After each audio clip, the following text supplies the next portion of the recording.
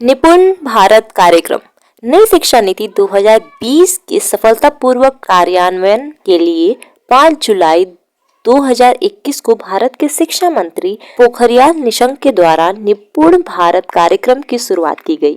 निपुण का अर्थ है national initiative for proficiency in reading with understanding and numeracy, अर्थात संख्यात्मक ज्ञान के साथ पठन में निपुणता के लिए राष्ट्रीय पहल। बात समझ में आ रही है? संख्यात्मक ज्ञान के साथ पठन में निपुणता के लिए राष्ट्रीय पहल है यह भारत सरकार की एक महत्वाकांक्षी योजना है जिसका उद्देश्य है 3 से 9 वर्ष के आयु वर्ग के बच्चों की सीखने की आवश्यकताओं को पूरा करना। ठीक है, कितने वर्ष के बच्चों को? 3 से 9 वर्ष के बच्चों को। ठीक है, पहली बात इसका फुल फॉर्म, दूसरा कितने वर्ष से कितने वर्ष के बच्चों के लिए है, और इसका हिंदी मीनिंग जो है उसको भी आप समझ लीजिए ध्यान से। इस योजना के माध्यम से आधारभूत साक्षरता एवं संख्यात्मकता यानी कि अंक गणित के ज्ञान को छात्रों तक पहुंचाए जाने का लक्ष्य है। निपुण योजना के माध्यम से सन 2026-27 तक प्रत्येक बच्चे को तीसरी कक्षा के अंत तक पढ़ने लिखने एवं बुनियादी अंक गणित जिसे हम बेसिक न्यूमेरेसी कहते हैं को सीखने की क्षमता प्रदान की जाएगी। इस योजना का कार्यान्वयन स्कूल शिक्षा और साक्षरता विभाग द्वारा किया जाएगा। उल्लेखनीय है कि इस योजना को केंद्र प्रायोजित योजना समग्र शिक्षा अभियान के तत्वावधान में शुरू किया गया है। निपुण भारत कार्यक्रम का कार्यान्वयन। निपुण भारत कार्यक्रम को स्कूल शिक्षा एवं साक्षरता विभाग के द्वारा 5 चरणों में लागू किया जाएगा। ये 5 स्तर हैं: राष्ट्रीय, राज्य, जिला, ब्लॉक और स्कूल स्तर पर। चूंकि इस अभियान की सफलता मुख्यतः शिक्षकों पर निर्भर होगी, अतः शिक्षकों के परीक्षण के लिए इसमें विशेष प्रावधान किए गए हैं। इस योजना में बच्चों के समग्र विकास पर जोर दिया जाएगा। उन्हें प्रतियोगिता के लिए तैयार करना और उनमें सृजनात्मकता का पोषण करना इस योजना का लक्ष्य है। आशा करती हूँ निपुण भारत कार्यक्रम के बारे में आपको सभी जानकारियां मिल गई होंगी। हो सके तो इसे एक कॉपी पर नोट करते जाएं ताकि आपको दोबारा कोई वीडियो न देखना पड़े निपुण भारत कार्यक्रम पर। और आइए अब हम आगे बढ़ते हैं। हम जानते हैं कि क्या है NCF 2022, क्योंकि इससे भी बहुत सारे क्वेश्चंस पूछे जा रहे हैं।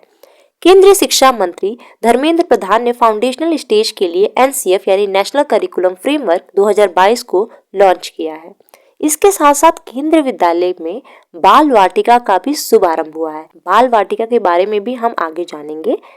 NEP 2020 द्वारा दिए गए सुझावों के आधार पर राष्ट्रीय पाठ्यचर्या की रूपरेखा 2022 तैयार की गई है।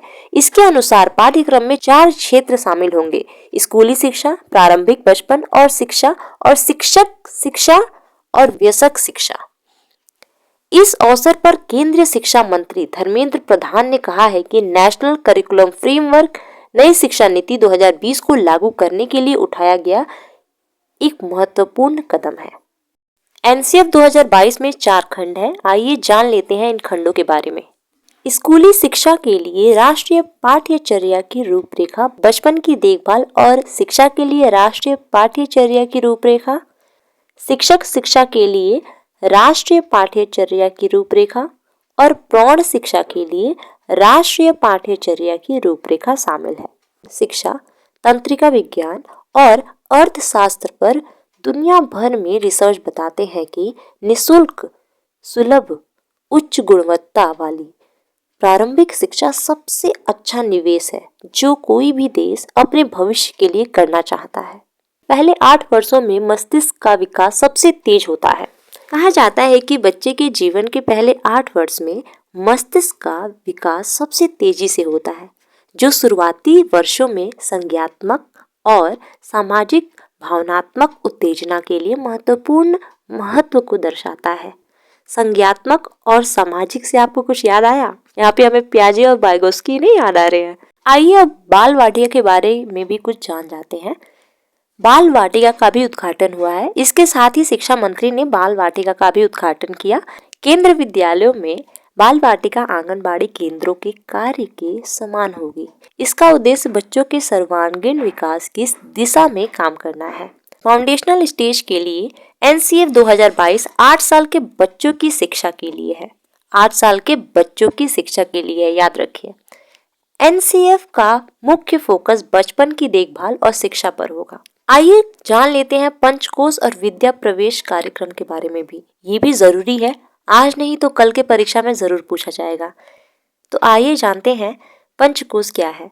नेशनल करिकुलम फ्रेमवर्क ने बच्चों की शिक्षा के लिए पंचकोश की अवधारणा को बताया है।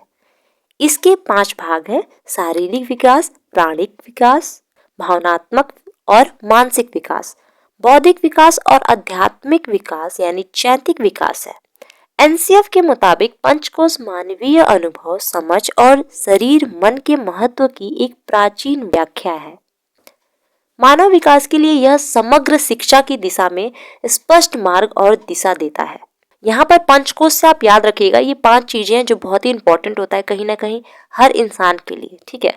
तो यहाँ पर बच्चों की समग्र शिक्षा का जो दिशा है ना, उसको ये स्पष्ट मार्ग दिखाता है, इसीलिए इसको भी इसमें इंक्लूड किया गया है कि पढ़ाई के साथ साथ कहीं ना कहीं बच्चों के शारीरिक, प्राणिक, भावनात्मक, मानसिक, बौद्धिक, आध्यात्मिक सबका विकास हो, तो सब पर ध्यान दिया जा रहा है।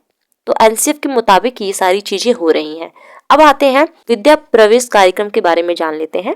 एनसीईआरटी द्वारा कक्षा 1 से प्रवेश करने वाले छात्रों के लिए विद्या प्रवेश विकसित किया गया है। तो यहाँ पर ध्यान देने की बात है कि जो बच्चे हैं 1 से प्रवेश करने वाले बच्चों के लिए है ये विद्या प्रवेश।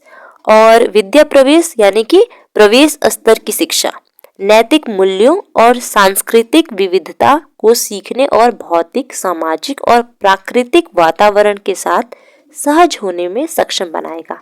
आपको मैंने ये पहले बता दिया है कि पाठ्यचर्या को 4 खंडों में बांटा गया है, यानी कि करिकुलम के बारे में मैंने आपको बता दिया है। आइए अब जान लेते हैं पाठ्यक्रम यानी कि सिलेबस को। एनसीएफ 2022 में 4 चरणों में बांटा गया है। वो 4 चरण कौन कौन से हैं?